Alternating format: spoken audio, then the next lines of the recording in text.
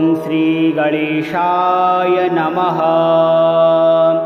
श्रीसूर्यकवचम्।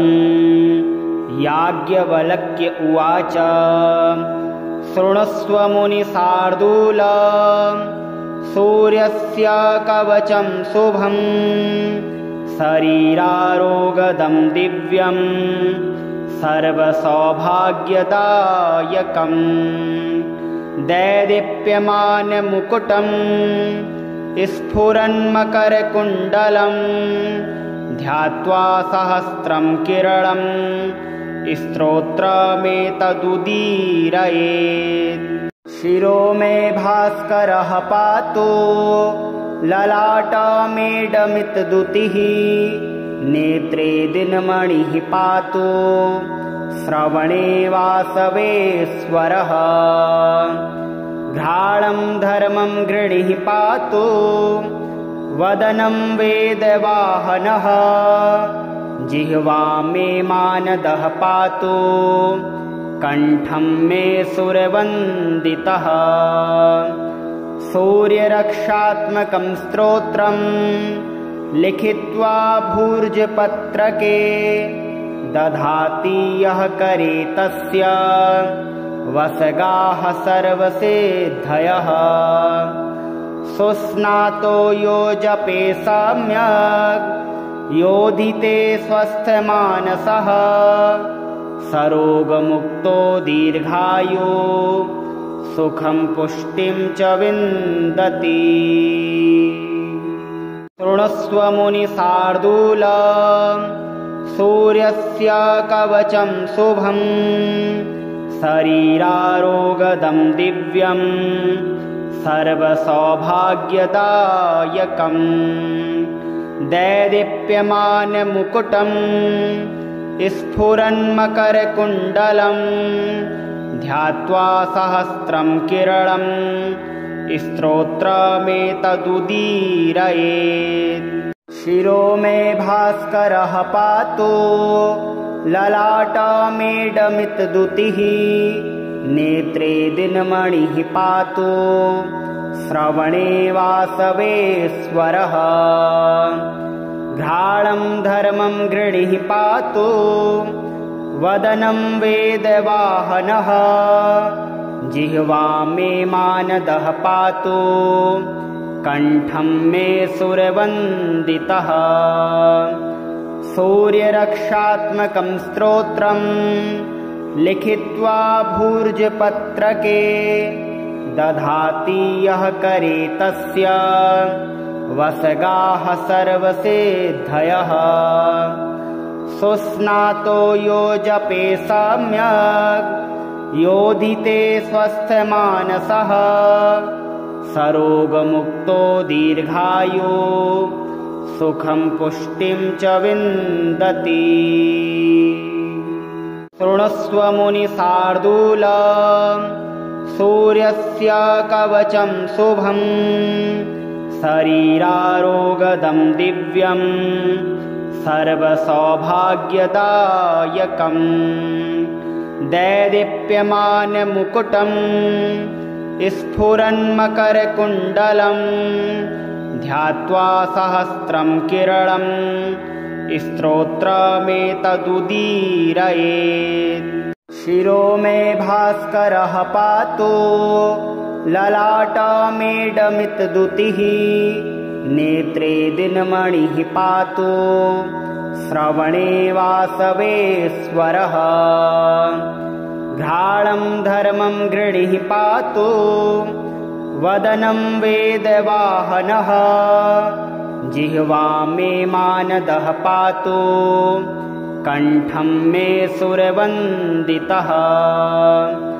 सूर्यरक्षात्मकं स्तोत्रं लिखित्वा भूर्जपत्रके दधाति यः करे तस्य वसगाः सर्वसिद्धयः। सुस्नातो यो जपे सम्यक् योधिते स्वस्थमानसः सरोगमुक्तो दीर्घायु सुखं पुष्टिं च विन्दति। शृणुष्व मुनिशार्दूल सूर्यस्य कवचं शुभं शरीरारोगदं दिव्यं सर्वसौभाग्यदायकं दैदीप्यमानमुकुटं स्फुरन्मकरकुण्डलं ध्यात्वा सहस्रं किरणं स्तोत्रमेतदुदीरयेत्। शिरो मे भास्करः पातु ललाटमेडमितद्युतिः नेत्रे दिनमणिः पातु श्रवणे वासवेश्वरः घ्राणं धर्मं गृणिः पातु वदनं वेदवाहनः जिह्वा मे मानदः पातु कण्ठं मे सुरवन्दितः सूर्यरक्षात्मकं स्तोत्रं लिखित्वा भूर्जपत्रके दधाति यः करे तस्य वसगाः सर्वसिद्धयः सुस्नातो यो जपे सम्यक् योधिते स्वस्थमानसः सरोगमुक्तो दीर्घायु सुखं पुष्टिं च विन्दति। शृणुष्व मुनिशार्दूल सूर्यस्य कवचं शुभं शरीरारोगदं दिव्यं सर्वसौभाग्यदायकं दैदीप्यमानमुकुटं स्फुरन्मकरकुण्डलं ध्यात्वा सहस्रं किरणं स्तोत्रमेतदुदीरयेत्। शिरो मे भास्करः पातु ललाटमेडमितद्युतिः नेत्रे दिनमणिः पातु श्रवणे वासवेश्वरः घ्राणं धर्मं गृणिः पातु वदनं वेदवाहनः जिह्वा मे मानदः पातु कण्ठं मे सुरवन्दितः सूर्यरक्षात्मकं स्तोत्रं लिखित्वा भूर्जपत्रके दधाति यः करे तस्य वसगाः सर्वसिद्धयः सुस्नातो यो जपे सम्यक् योधिते स्वस्थमानसः सरोगमुक्तो दीर्घायु सुखं पुष्टिं च विन्दति। शृणुष्व मुनिशार्दूल सूर्यस्य कवचं शुभं शरीरारोगदं दिव्यं सर्वसौभाग्यदायकं दैदीप्यमानमुकुटं स्फुरन्मकरकुण्डलं ध्यात्वा सहस्रं किरणं स्तोत्रमेतदुदीरयेत्। शिरो मे भास्करः पातु ललाटमेडमितद्युतिः नेत्रे दिनमणिः पातु श्रवणे वासवेश्वरः घ्राणं धर्मं गृणिः पातु वदनं वेदवाहनः जिह्वा मे मानदः पातु कण्ठं मे सुरवन्दितः सूर्यरक्षात्मकं स्तोत्रं लिखित्वा भूर्जपत्रके दधाति यः करे तस्य वसगाः सर्वसिद्धयः सुस्नातो यो जपे सम्यक् योधिते स्वस्थमानसः सरोगमुक्तो दीर्घायु सुखं पुष्टिं च विन्दति। शृणुष्व मुनिशार्दूल सूर्यस्य कवचं शुभं शरीरारोगदं दिव्यं सर्वसौभाग्यदायकम् दैदीप्यमानमुकुटं स्फुरन्मकरकुण्डलं ध्यात्वा सहस्रं किरणं स्तोत्रमेतदुदीरयेत्। शिरो मे भास्करः पातु ललाटमेडमितद्युतिः नेत्रे दिनमणिः पातु श्रवणे वासवेश्वरः घ्राणं धर्मं गृणिः पातु वदनं वेदवाहनः जिह्वा मे मानदः पातु कण्ठं मे सुरवन्दितः सूर्यरक्षात्मकं स्तोत्रं लिखित्वा भूर्जपत्रके दधाति यः करे तस्य वसगाः सर्वसिद्धयः सुस्नातो यो जपे सम्यक् योधिते स्वस्थमानसः सरोगमुक्तो दीर्घायु सुखं पुष्टिं च विन्दति। शृणुष्व मुनिशार्दूल सूर्यस्य कवचं शुभं शरीरारोगदं दिव्यं सर्वसौभाग्यदायकम् दैदीप्यमानमुकुटं स्फुरन्मकरकुण्डलं ध्यात्वा सहस्रं किरणं स्तोत्रमेतदुदीरयेत्। शिरो मे भास्करः पातु ललाटमेडमितद्युतिः नेत्रे दिनमणिः पातु श्रवणे वासवेश्वरः घ्राणं धर्मं गृणिः पातु वदनं वेदवाहनः जिह्वा मे मानदः पातु कण्ठं मे सुरवन्दितः सूर्यरक्षात्मकं स्तोत्रं लिखित्वा भूर्जपत्रके दधाति यः करे तस्य वसगाः सर्वसिद्धयः सुस्नातो यो जपे सम्यक् योधिते स्वस्थमानसः सरोगमुक्तो दीर्घायु सुखं पुष्टिं च विन्दति। शृणुष्व मुनिशार्दूल सूर्यस्य कवचं शुभं शरीरारोगदं दिव्यं सर्वसौभाग्यदायकम् दैदीप्यमानमुकुटं स्फुरन्मकरकुण्डलं ध्यात्वा सहस्रं किरणं स्तोत्रमेतदुदीरयेत्।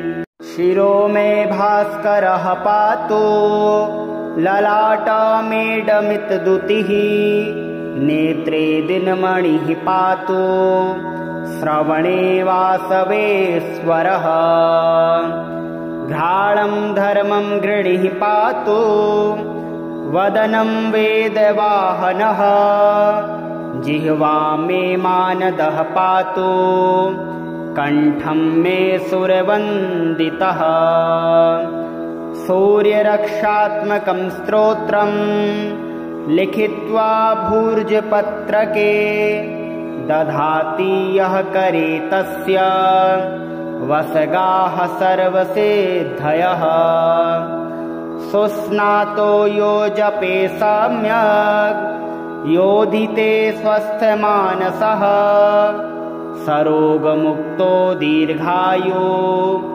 सुखं पुष्टिं च विन्दति। ध्यात्वा सहस्रं किरणं स्तोत्रमेतदुदीरयेत्। शिरो मे भास्करः पातु ललाटमेडमितद्युतिः नेत्रे दिनमणिः पातु श्रवणे वासवेश्वरः घ्राणं धर्मं गृणिः पातु वदनं वेदवाहनः जिह्वा मे मानदः पातु कण्ठं मे सुरवन्दितः सूर्यरक्षात्मकं स्तोत्रं लिखित्वा भूर्जपत्रके दधाति यः करे तस्य वसगाः सर्वसिद्धयः सुस्नातो यो जपे सम्यक् योधिते स्वस्थमानसः सरोगमुक्तो दीर्घायु सुखं पुष्टिं च विन्दति। शृणुष्व मुनिशार्दूल सूर्यस्य कवचं शुभं शरीरारोगदं दिव्यं सर्वसौभाग्यदायकम् दैदीप्यमानमुकुटं स्फुरन्मकरकुण्डलं ध्यात्वा सहस्रं किरणं स्तोत्रमेतदुदीरयेत्। शिरो मे भास्करः पातु ललाटमेडमितद्युतिः नेत्रे दिनमणिः पातु श्रवणे वासवेश्वरः।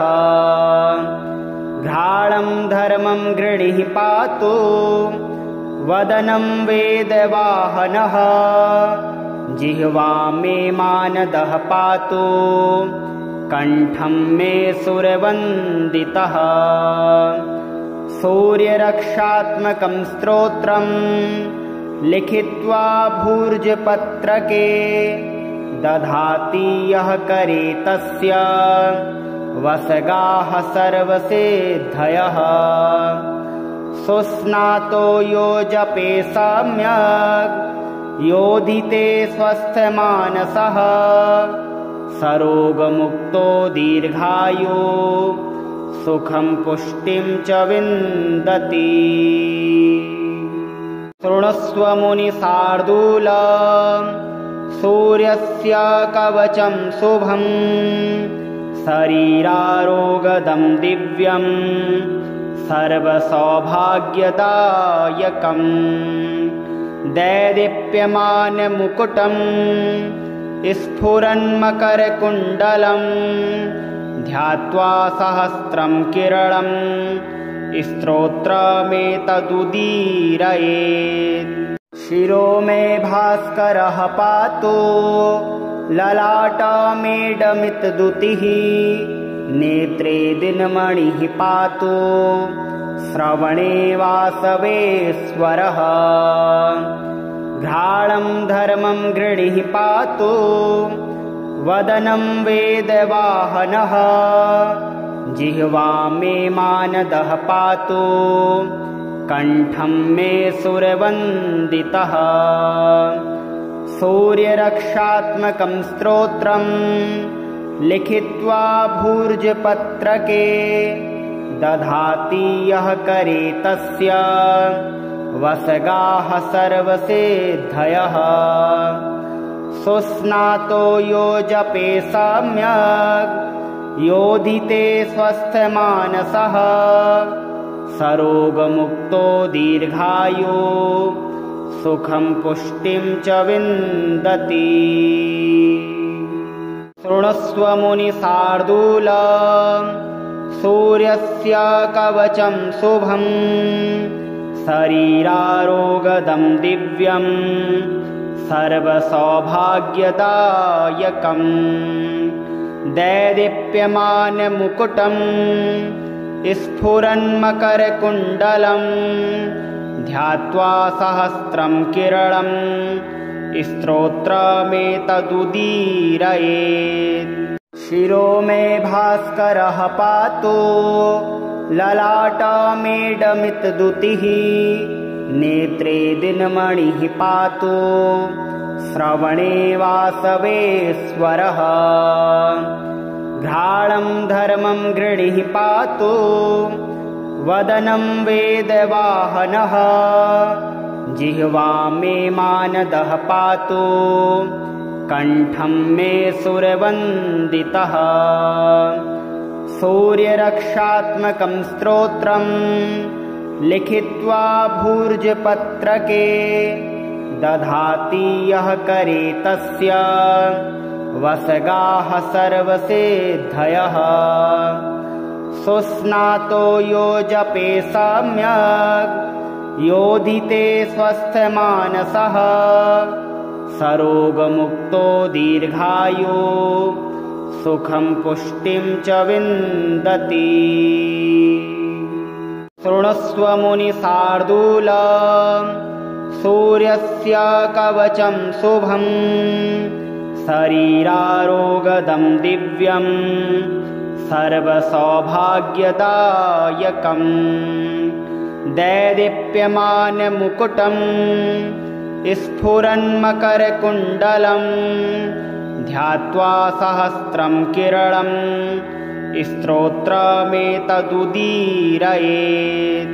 शिरो मे भास्करः पातु ललाटमेडमितद्युतिः नेत्रे दिनमणिः पातु श्रवणे वासवेश्वरः घ्राणं धर्मं गृणिः पातु वदनं वेदवाहनः जिह्वां मे मानदः पातु कण्ठं मे सुरवन्दितः सूर्यरक्षात्मकं स्तोत्रं लिखित्वा भूर्जपत्रके दधाति यः करे तस्य वसगाः सर्वसिद्धयः सुस्नातो यो जपे सम्यक् योधिते स्वस्थमानसः सरोगमुक्तो दीर्घायु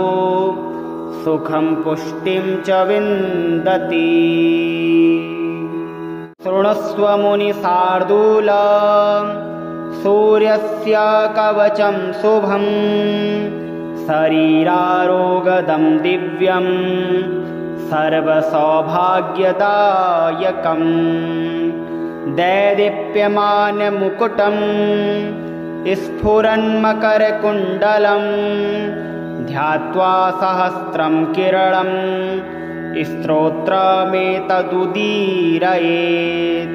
शिरो मे भास्करः पातु ललाटमेडमितद्युतिः नेत्रे दिनमणिः पातु श्रवणे वासवेश्वरः घ्राणं धर्मं गृणिः पातु वदनं वेदवाहनः जिह्वां मे मानदः पातु कण्ठं मे सुरवन्दितः सूर्यरक्षात्मकं स्तोत्रं लिखित्वा भूर्जपत्रके दधाति यः करे तस्य वसगाः सर्वसिद्धयः सुस्नातो यो जपे सम्यक् योधिते स्वस्थमानसः सरोगमुक्तो दीर्घायु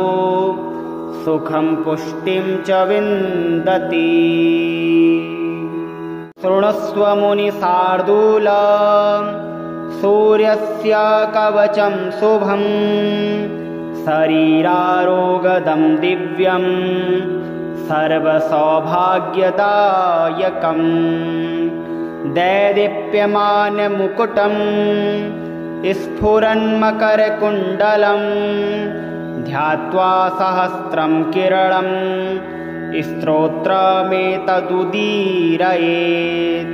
शिरो मे भास्करः पातु ललाटमेडमितद्युतिः नेत्रे दिनमणिः पातु श्रवणे वासवेश्वरः घ्राणं धर्मं गृणिः पातु वदनं वेदवाहनः जिह्वां मे मानदः पातु कण्ठं मे सुरवन्दितः सूर्यरक्षात्मकं स्तोत्रं लिखित्वा भूर्जपत्रके दधाति यः करे तस्य वसगाः सर्वसिद्धयः सुस्नातो यो जपे सम्यक् योधिते स्वस्थमानसः सरोगमुक्तो दीर्घायु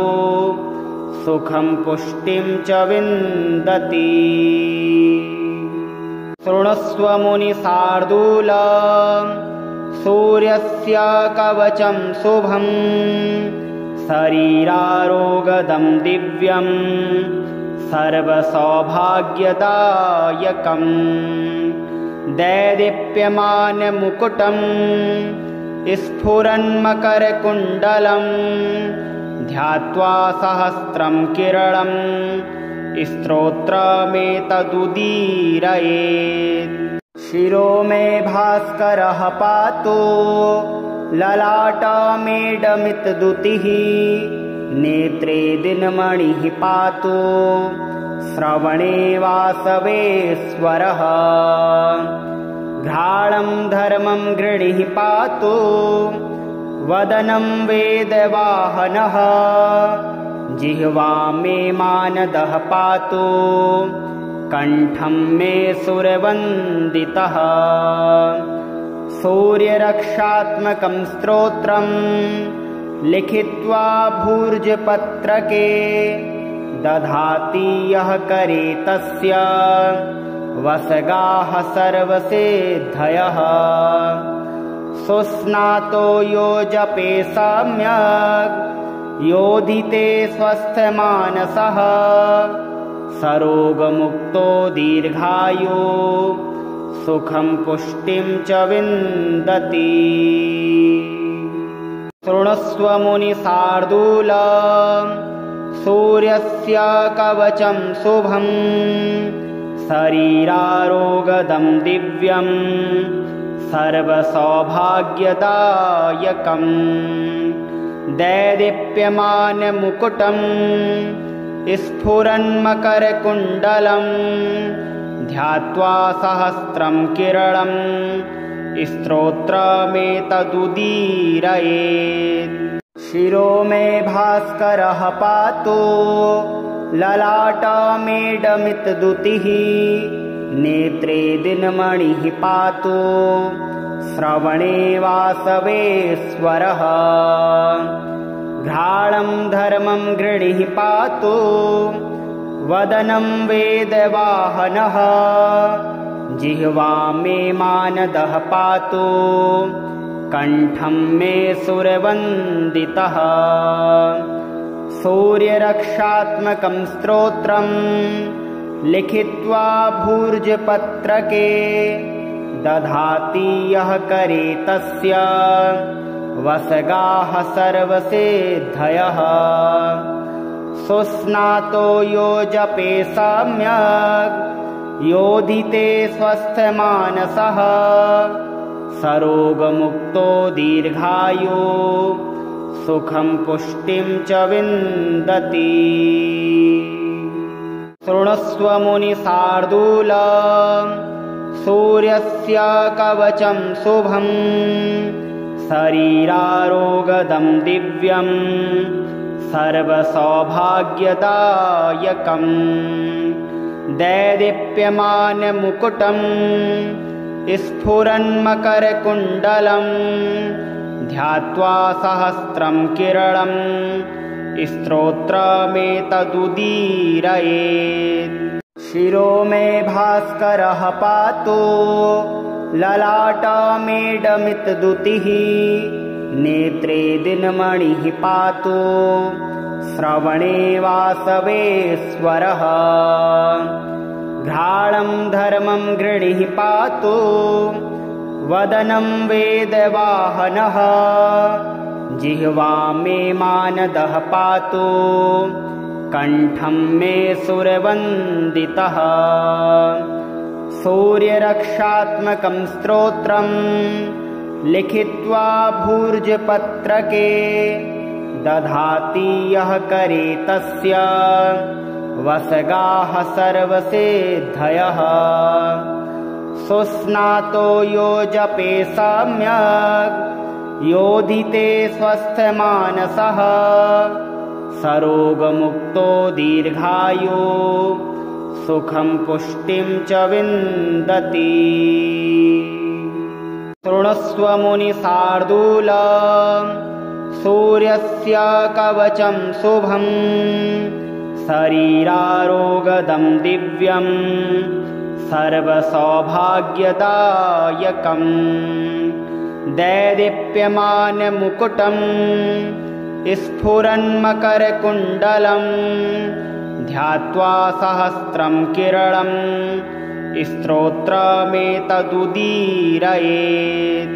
शिरो मे भास्करः पातु ललाटमेडमितद्युतिः नेत्रे दिनमणिः पातु श्रवणे वासवेश्वरः घ्राणं धर्मं गृणिः पातु वदनं वेदवाहनः जिह्वा मे मानदः पातु कण्ठं मे सुरवन्दितः सूर्यरक्षात्मकं स्तोत्रं लिखित्वा भूर्जपत्रके दधाति यः करे तस्य वसगाः सर्वसिद्धयः सुस्नातो यो जपे सम्यक् योधिते स्वस्थमानसः सरोगमुक्तो दीर्घायु